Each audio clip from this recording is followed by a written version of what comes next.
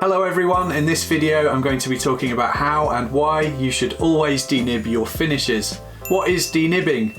Denibbing is the process of gently sanding between coats of finish with a high grit abrasive to smooth over any imperfections in the finish, such as brush marks if you're applying finish with a brush, raised grain, which is when the fibres of the wood swell slightly as a reaction to moisture from the finish soaking into the wood, and any airborne dust, debris or hairs that might have settled on the finish while it was curing. Which finishes to denib and which you shouldn't?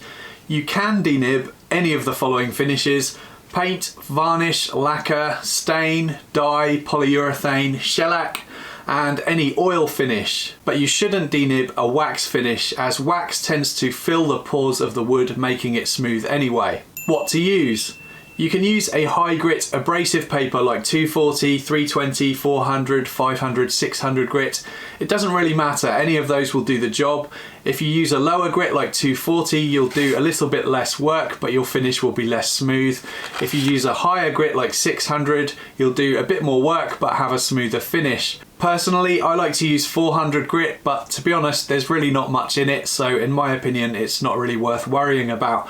But I wouldn't recommend going any lower than 240 or any higher than 600. An alternative is to use 4/0 steel wool, and that might work better in some situations, like when you're denibbing something that's curved, for example, and some people prefer it over abrasive paper, but personally I prefer to use wet and dry paper, mainly because it's cheaper to buy. Why denib? Starting with the obvious reason, and that is to get your finish as smooth and professional looking and feeling as possible.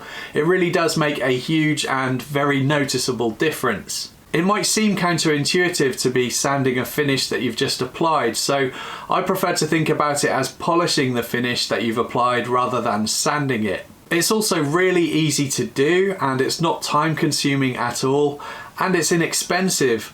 I tend to use 400 grit wet and dry paper.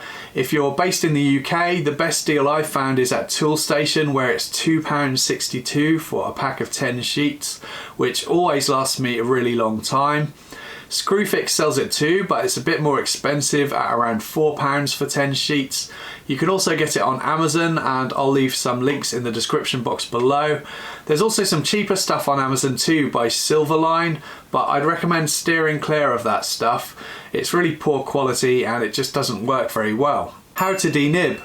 So once you're at a point with your project when you are ready to apply a finish, after sanding your project to your chosen grit, whether that's 120, 240 grit or whatever, and you've removed any dust from the project and it's nice and smooth to the touch, you are ready to apply your chosen finish, whether it's paint, varnish, oil, shellac, whatever. Apply the first coat of finish and wait for it to fully dry based on the manufacturer's instructions. You need it to be totally dry, not just dry to the touch. If you've used a finish that seals the wood, like varnish, lacquer, shellac or polyurethane for example, I'd recommend spraying on a bit of water both to the project itself and to the abrasive paper that you're using, and wet sanding. This forms a slurry on the surface and helps keep things smooth and removes any particles a little easier. You don't have to do that though, you can use it dry if you would prefer to.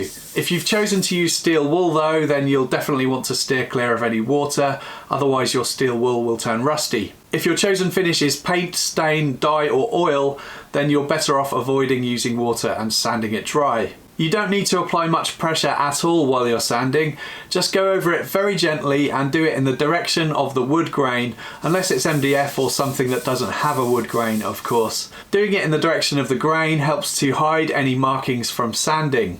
You don't need to go over the same area any more than once or twice. It should feel smooth after 1 or 2 light passes. Check with your hand to see if it feels smooth, and when it feels good, you've done enough. If you chose to wet sand, wipe away any dust with a cloth.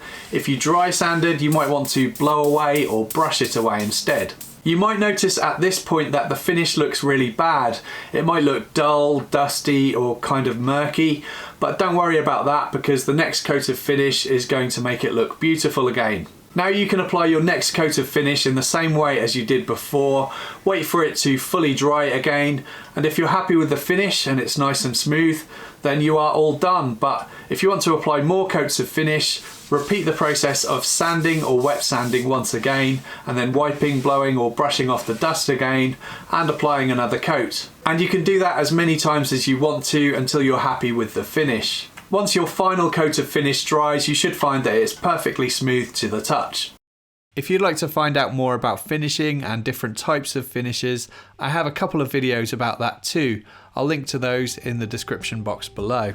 And that's all there is to it. I hope you enjoyed this video. I hope you found it useful. Please subscribe if you haven't already for more weekly woodworking videos. You can also support the channel on Patreon if you'd like to receive early access to my videos, woodworking plans and cut lists, some exclusive content, and a credit at the end of my videos, and I'll leave a link to that in the description box below. Thank you for watching.